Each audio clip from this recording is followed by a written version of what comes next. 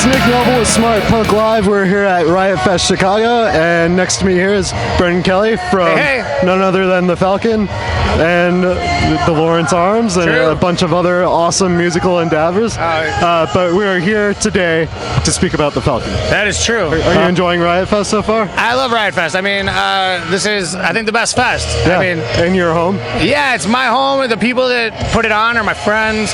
And I remember, like, you know, I played the first one ever when it was just a small, like, club thing. And to see that people that I know have done this without, like, you know, I mean, this isn't a Live Nation event or whatever. Yeah. It's like it's an independent thing done by, like, it's grown organically, and to see, I mean, look out there, it's crazy. So cool. You know, it's really neat. I mean, this is the best fest, and I couldn't be more thrilled to just be a part of it. Since you've been at the first one, have you ever missed one? Has it been a religious come-to experience? I don't think I've ever not been to one, and I think that there's only been like maybe one that I didn't play.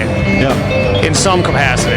Is there anything that you would recommend being from Chicago as a new person to the city? Drink some Malort that's around. Yeah, it's a local liqueur. Okay. It's very unusual. It's only available in Chicago, and it's one way to get an authentic Chicago experience here at Riot Fest, because they do have it here. Right. You know, it's like what you get in Chicago when you turn 21 and you go to the bar. Everybody buys you a shot of Malort, and for people like me that like grew up here, it's my favorite shot, but a lot of people think it's not that great.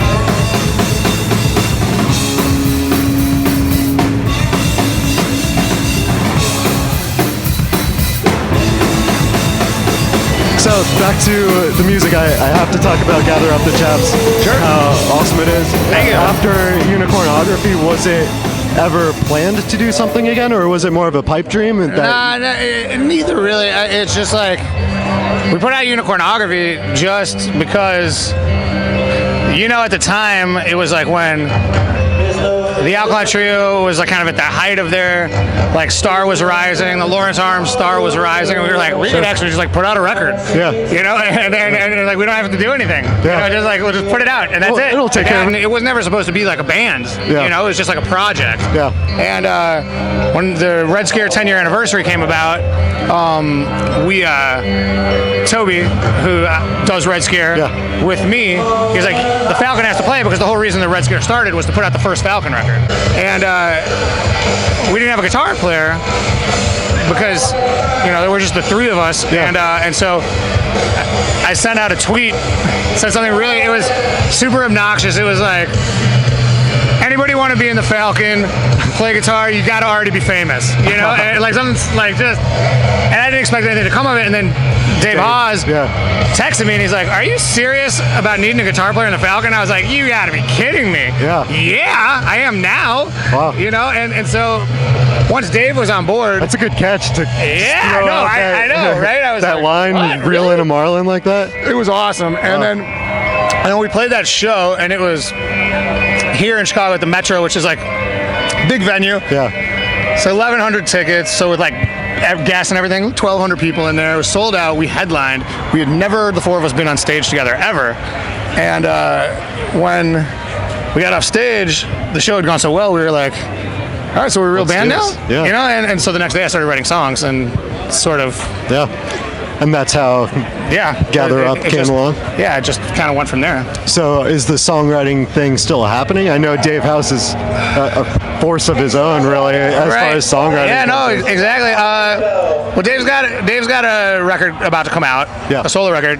Dan's got another Emergency Room record he's about to do. And another tour that he's doing. Yeah, and so, like, we're not actively writing songs right now, but it's not something I'm not going to do. You know, like, it's just like we've been touring on this, so I'm not trying to, like, move on to the next thing. You know, you ever seen the movie Colors? Colors, no. All right, it's about cops in L.A. It's Robert Duvall and Sean Penn. Oh, cool. Sean Penn is a young cop. Robert Duvall is the old cop.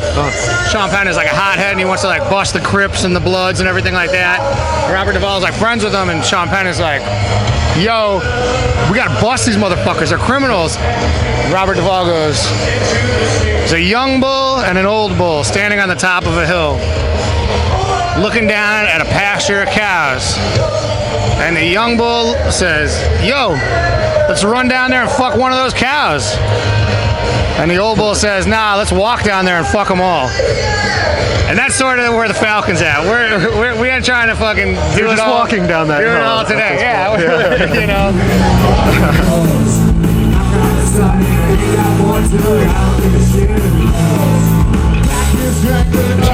One question I wanted to ask is about labeling. I know that when you were speaking about the first release, you did speak about it as a project, but the term side project seems like it could be kind of lesser than what you guys have become at this point. I mean, like, I don't, like, for me, I don't have much of an interest in the idea of a side project. Right. Like, I just have projects I do. Yeah. You know what I mean? It's like, you know, it's like...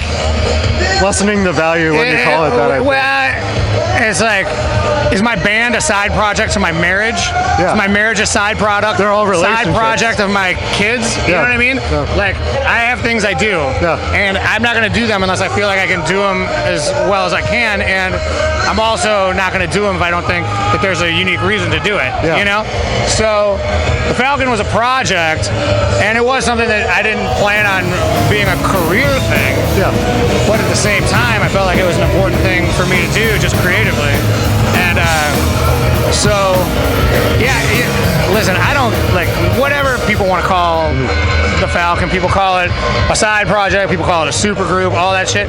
It doesn't really matter to me if it gets somebody to pick up the record and listen to it, right. and I'm stoked, you know? Like, all I can tell you is my intentionality is that I'm in a band called the Falcon.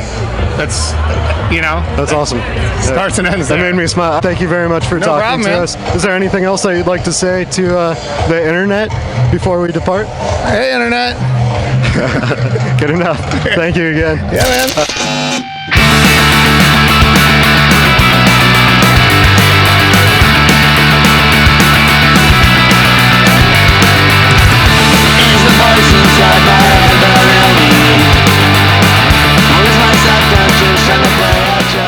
I'm gonna go try some of, what was it called? Malort. Malort. I'm gonna go ask whoever owns that Malort.